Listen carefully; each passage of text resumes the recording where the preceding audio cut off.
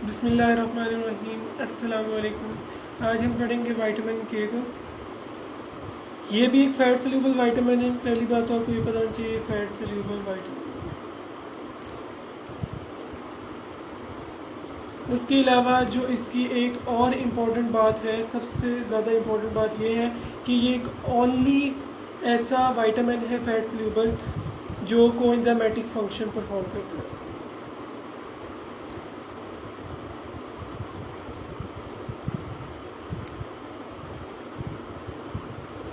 ठीक है, ये एमसीक्यू में पूछी जा सकती है बात आपसे।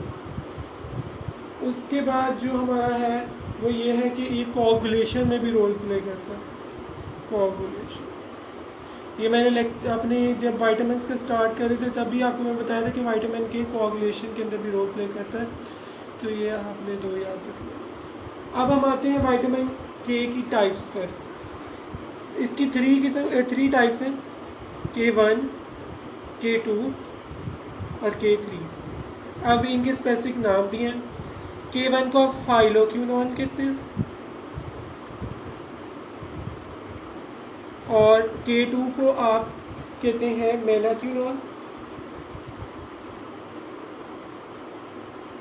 और K3 को आप कहते हैं मेनाडाइओन। आपने इनमें से किसी का भी स्ट्रक्चर याद नहीं करना, सिर्फ और सिर्फ जो आपने याद रखना है वो ये है कि K2 जो है ये इंटेस्टाइनल बैक्टीरिया एब्जॉर्ब करवाते हैं, प्रोड्यूस करवाते हैं। सॉरी, एक और हमने पढ़ा था कि इसके साथ साथ एक बॉयटन होता है जो बी कम्प्लेक्स की क्लास में आता है वाइटामिन की। बॉयटन वो भी करवाता है, इंटेस्टाइन में प्रोड्यूस होता है। ठीक है, तो ये पेपर में पूछा जा सकता है कि K2 जो है ये रोल प्ले करता है कि इसकी बैक्टीरिया जो है इसको प्रोड्यूस करते हैं हमारी बॉडी के अंदर इंटेस्टाइन के। ये एमसीक्यू में प्रॉब्लम। अब हम आते हैं एब्जॉर्प्शन पर। ठीक है, इसकी एब्जॉर्प्शन वगैरह के बारे में आपने याद रखना है कि इसने भी फैट के साथ मिलकर काम करना है, विटामिन के प्लस फैट्स। ठीक है, ये एब्जॉर्ब होंगे हमारी इंटेस्टाइन के अंदर। ठीक है,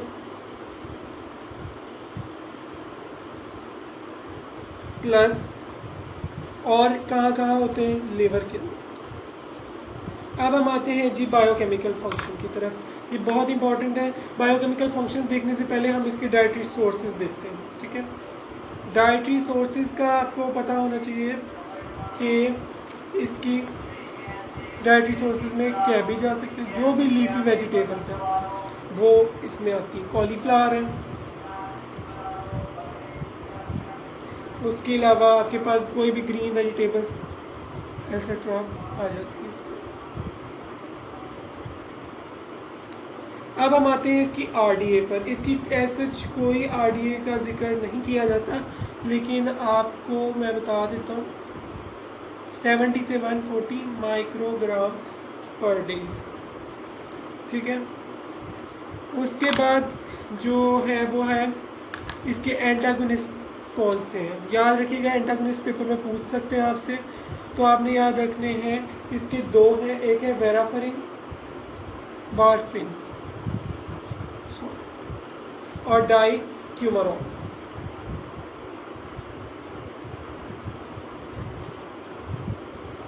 अब आते हैं हम इसकी बायोकेमिकल फंक्शन की तरफ। इसका बायोकेमिकल फंक्शन इस तरीके से आपने याद रखना है कि हमारी जो क्लॉटिंग प्रोटीन्स होती हैं, क्लॉटिंग फैक्टर्स जो हम जिनको कहते हैं, क्लॉटिंग फैक्टर्स के अंदर एक ग्लूटामेट प्रेजेंट होता है। अमीनो एसिड ग्लूटामेट जो है वो किस में प्रेजेंट है, क्लॉटिंग फैक्टर्स के अंदर। क्लॉटिंग फैक्टर्स इसकी क्या होगी, पोस्ट ट्रांसलेशनल मॉडिफिकेशन।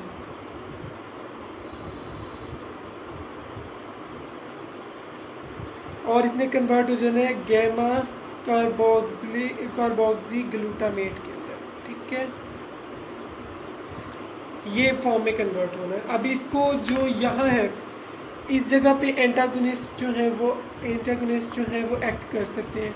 वारफिन और डाइक्यूमारॉन, ठीक है, और इसकी ये सिंथेसिस को इनहिबिट कर सकते हैं। उसके बाद इसने आगे फर्दर जो है वो चेंज होना होता है ग्लूटामिक एसिड के।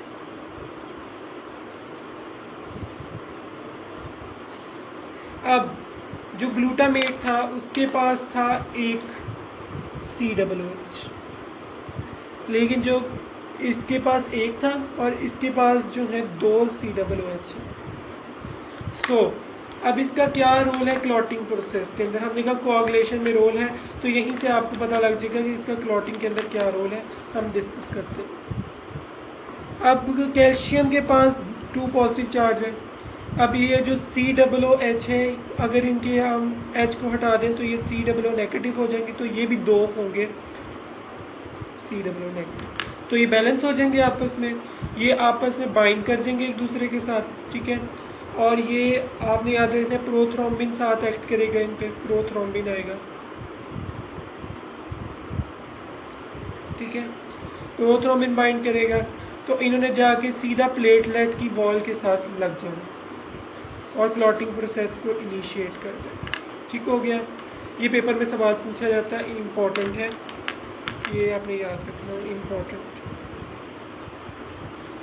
अब जब हमने देख लिया कि प्लेटलेट की क्लॉटिंग फैक्टर्स में इसका प्लेटलेट की क्लॉटिंग प्रोसेस में इसका रोल है, तो जो आपने याद रखना है कि अगर इसकी डेफिशिएंसी हो जाती है सो ऑब्वियसली कि क्लॉटिंग जो है नहीं हो पाएगी, जिसकी वजह से क्लॉटिंग टाइम जो है वो बढ़ जाएगा, क्लॉटिंग जो है वो क्लॉट फॉर्मेशन में ज़्यादा देर लगेगी, क्लॉटिंग टाइम इंक्रीज कर जाएगा। ठीक हो गया।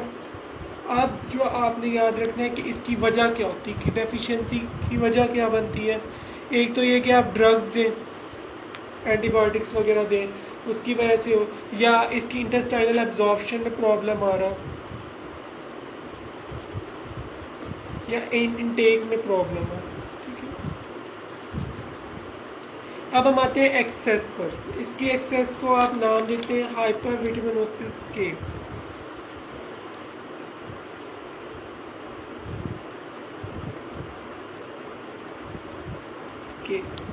इसके बारे में आपने जो याद रखना है वो ये है कि इसके अगर ये ज़्यादा हो जाएगा, मतलब क्लॉटिंग ज़्यादा होना शुरू हो जाएगी, क्लॉटिंग प्रोसेस बढ़ गया तो RBCs जमना शुरू हो जाएंगे, ठीक है, जिसकी वजह से क्या होगा, उनकी ज़्यादा जमने की वजह से उनकी ब्रेक डाउन जो है वो स्टार्ट हो जाएगी, RBCs ज़्यादा ब्रेक डाउन होंगे और ब्रेक डाउन, और ये भी एनीमिया कॉज करेगा, एनीमिया की कॉज, ठीक है। ये भी इम्पोर्टेंट सिनेरियो में आपसे पूछा जा सकता है। अब विटामिन के में से जो इम्पोर्टेंट सवाल बनते हैं वो यही है कि एक तो इसके आपको इंटेगनिस्ट का पता होना चाहिए कि कौन से हैं, एंटेगनिस्ट का आपको पता होना चाहिए कौन से हैं, ठीक है। उसके अलावा जो आपको पता होनी चाहिए वो ये है कि ये प्लेटलेट्स किस क्लॉटिंग फैक्टर में कैसे, क्लॉटिंग के अंदर कैसे ये रोल प्ले करते हैं, और एनीमिया कैसे कॉज करता है, ये पूछ सकते हैं आपसे, और कौन सी टाइप जो है वो रोल प्ले करती है इसकी, वो कौन सी हमारी बैक्टीरिया इंटेस्टाइनल बैक्टीरिया सिंथेसिस करते हैं इसकी, ठीक है। अब जो आपको पता होना चाहिए, सिनेरियो भी पूछे जा सकते हैं। सिनेरियो ज़्यादा इसका इंपॉर्टेंट यही है कि क्लॉटिंग टाइम, एक बच्चा है वो उसका क्लॉटिंग टाइम जो है वो बढ़ गया, उसको कोई चोट लगी तो उसकी ब्लीडिंग हुई जा रही है, उसको क्लॉटिंग नहीं हो रही है, तो इसका ये हो सकता है कि कौन सा विटामिन जो है वो डेफिशिएंट है, तो आपको पता होना चाहिए वो विटामिन के है। ये आपको और भी कुछ वजह बताई जाएंगी कि क्या क्या चीज़ें हैं जो कमी हो रही है, तो फिर वो आपको पता लग जाएगा। Thanks for watching.